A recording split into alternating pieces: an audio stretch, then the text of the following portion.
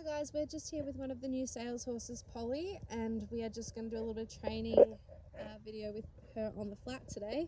If you guys have been following, you would have seen some sneak peeks of Polly, and I did get her ad written last night, so I will post that, so keep an eye out if you're interested in Polly. All the specific details will be in there. So I can tell you though that she's a Clyde cross stock horse cross warm blood, I believe. So the actual more specific breeding details are also in the ad, but that's something. And she's not very old, she's quite young, and she would be around 16 hands-ish, 16-1 maybe. Yeah, but anyway, we'll just get cracking and show you guys what she's made of. So when you're ready, Ben, let's walk off on the left rein. Now Polly still has a few little opinions about things, so she's learning now. She can try and be a little bit behind the leg, especially at the start of the ride, so it's really important to prioritize the forward rather than the contact at the beginning. You know, we think once she's in front of the leg and traveling willingly and consistently, then it's time you can start to put a little bit more pressure on the contact, but until then it's really just about getting that response from your leg. Like she's pretty quiet in the sense, you know, she doesn't seem overly spooky or anything, but this is a little something that she is working through, so she'll need a rider with a certain level of experience and confidence just to kind of boss her around at the start if she tries that, like, sort of, it's not really napping, but it's just kind of, it's in that direction, you know, just kind of testing to see if you're going to make her go forward. And with that, and when you're working through that, 100% you're going to get some resistance or inconsistency in the contact. So when we look at this first trot transition, you'll probably get a good idea of what I'm talking about here. So Ben's just going to have soft hands. He's not worried about her head. She'll probably come off the bit. He's just thinking, when I apply two legs and I kick, does she go forward? And he'll ride this until she goes forward, whether it's trot or canter, that's fine. And then he'll come back to walk and we'll do that again. So he won't stop until he's, so this is the thing, you know, it's not good enough to just go to a trot. She has to go to forward. If she went to canter, that would be okay. We would just make sure it was forward canter. Yeah, so I would say, you happy with that, Ben? Yeah, so then we do that again. And that's kind of where we're at with the practicing. And this time should be better. And I don't mind if she anticipates a little bit, because this is something that is, yeah, so much better. And he's not worried about the contact yet. We want to get, until that's good, the contact is really on the back burner. So he just has nice soft hands, and you know, he has a gentle feel to her mouth, and then he's just thinking, okay. And we'll probably do that a couple more times just to test her. Good.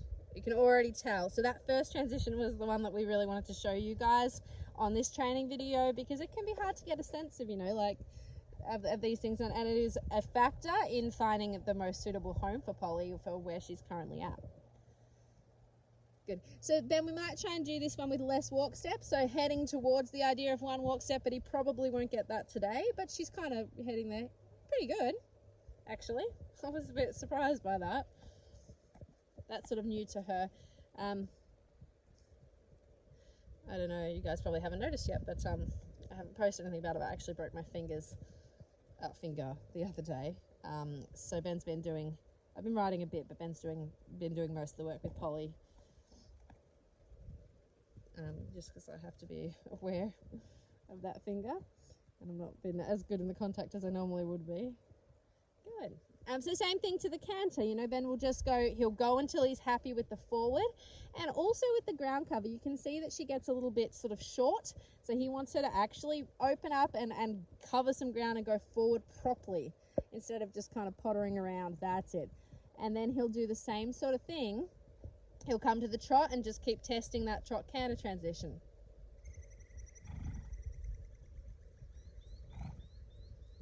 So he won't do that till he's happy with where the canter's at. Yeah, and then it's also about trying to, yeah, that was good, trying to maintain that forward rhythm through the downward transition, which I probably would say Ben will be pushing her out. You can see him pushing her out there.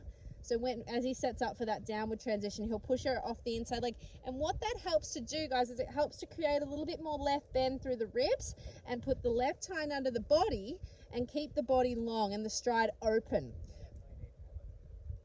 More left bend? Yeah, so kind of what I'm talking about. He's saying there that, yeah, the left bend is the worst bend. Or she at least, yeah, needs more there. And so when he's setting up for these transitions, if we think of Polly like a spring, okay, if we just pulled, so if Ben, I might be able to get him to show you one. Ben, if you don't push her out and you do a trot transition, can you show me what that looks like? You just got really good bend. He'd already done his bend. He'll do it on this one. So when you're ready, just go to your canter. And you'll see that she'll get a little bit more bouncy and he won't keep that sort of flow. So no pushing her. It's going to actually be hard for him not to do this. And just stopping. Yep. Okay. I think he kind of fixed it already. But the point is that when she starts to move off that leg, she stretches her body out and comes around her. Sorry? Yeah. She falls in and then becomes shorter and tighter. So to get the contact, it's really more, you've got two things to do, two jobs. Job one is both legs, she goes forward. And that is all that matters at the start. Once that's working, rather than setting a really firm pressure to her mouth to kind of get a contact, Ben has been working through that lateral suppleness to make it her decision to come softer on her own. Okay, so he's pushing her around and he's not actually doing much with his hands. It's all coming from her legs.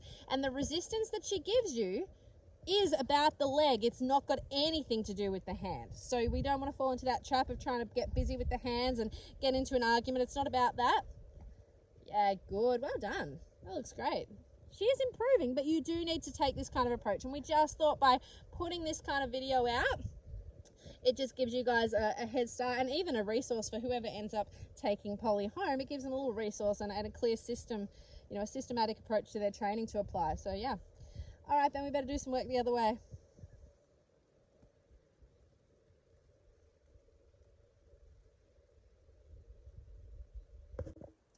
Okay guys, so we're just going to show you the same sort of work but on the right hand side. Now in terms of straightness, Ben will be working, so she tends to bend better through the right side but fall out a little bit through the left shoulder. So he's just picked up a whip, a dressage whip, and he's carrying it more like a crop on her left shoulder so he can use it to help straighten. And yeah, obviously when she loses that straightness, she can be a bit harder to kick forward. So keeping that right hand soft, he's going to now, that allows space for that right hind. We don't want to give her any excuse with the hand to not go forward. Okay, of course she needs to eventually learn to go forward into the contact, but at the minute, it has to be, you know, really just let's get her wanting to go forward first, and then we'll start to push her around and create a little bit more of a connection. So what Ben's working on there, guys, he's trying to, like, he's guiding her with the inside rein, but he's trying to encourage her to turn off that outside, you know, outside aids as well by moving her shoulder a little bit more, because she just does want to pop that shoulder out. And I just wanted to explain here with the, in terms of kicking or whip, okay, for where Polly's at, it is really important that she learns to go off the leg. So you would have seen Ben doing some pretty big pony club style kicks, you know, like the little kids on the Thelwell ponies. But that's kind of, she needs to learn that. So the thing to remember, and if you're thinking about this, you know, on your own, or even if you're looking at this video for your horse that can be a little behind the leg as well, the thing to watch out for is that you ask with a light pressure first, okay, an ideal pressure that you want your horse to respond to eventually. Okay, after that, if they don't respond, we don't want to take too long to get to something that's going to get a reaction. Okay, we want to make sure we get to that reaction quite quickly. So they, you know, horses aren't that smart. They need to have that quick clarification to ensure that they make the connection between the light aid that we're trying to train them to respond to eventually and the stronger aid that comes if they don't listen. So then they start to think, oh crap, I better listen to that first squeeze, otherwise I'm going to get a bit of a kick. Okay, now the whip. Ben is not using the whip instead of the leg. He's using the whip as a tool to help straighten the shoulder.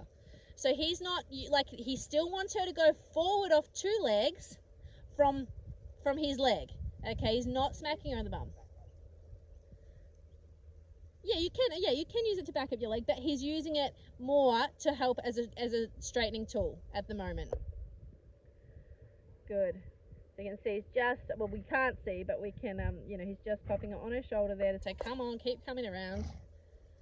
Good. Now another, yeah. Oh yeah, he's just saying the snorting is her starting to submit and relax a little bit. Now another thing, I don't know if you want to do this on the other rein or whatever, but what Ben can do now, I'm going to get him to get her really in front in the trot to where he's happy, and he can tell me when he's happy. And guys, watch out for this as well. As she starts to get more trot, she might try and sub a lazy canter, a lazy slow canter, instead of sorry. She might try and, when we're asking for a big trot, she might try and go to a slow canter. So if she breaks like that, it's only because she was behind the leg in the first place, and we need to push her around and make sure she trots properly after that, not let her shorten up and get behind the leg. Tell me when you're happy with that trot, Ben. Yeah, well, just tell me, because I'm going to just get you to take your leg off, and I'll show what we would do in that instance. Like, so we're sort of going to dare her to slow down, guys, once he's happy. Happy? Yep, so now legs are off, and he's going to wait for her to, like, slow down on her own. Good, and then he corrects it. And what we're doing here is teaching her to maintain her own independent rhythm. So he's going to do that a couple more times for you guys. And I'll get him to tell me when he takes his leg off. And when he's happy. So you yell out. Happy with that? Yep, legs are off. Waiting, waiting, waiting. Now she's slow. Great. And let's go the other way and do a couple of them the other way. We're going to look out for this change of rein. Trying to keep her forward through the change of rein. That's a really opportune moment for a lazy horse to take advantage. Now legs off. And we wait.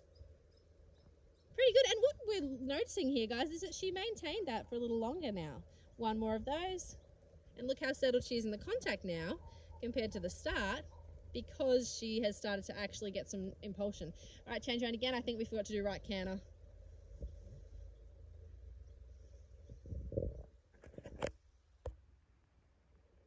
Great transition.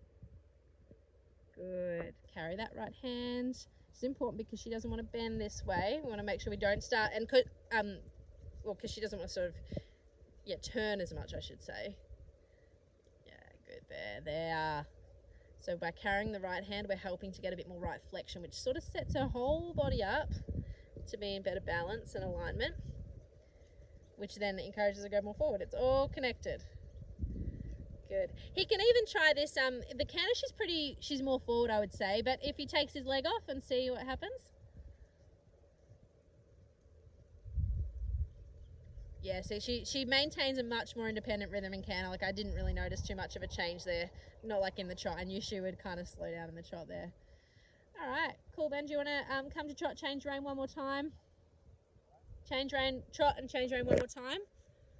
I just want to put her on the buckle for a lap of trot, and that should do. So now she's in front. We're going to test the other way, because sometimes horses can go the other way and then start to take over in the rhythm a little bit. So we're going to just say, yep, he's going to throw away the reins, so he's not doing anything, and make sure she doesn't start to speed up. So just something to watch out for, that you don't end up going the other extreme as well, okay, if you're training this.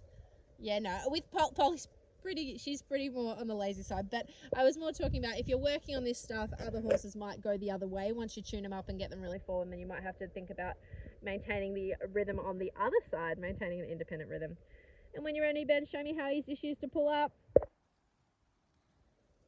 Perfect. Great.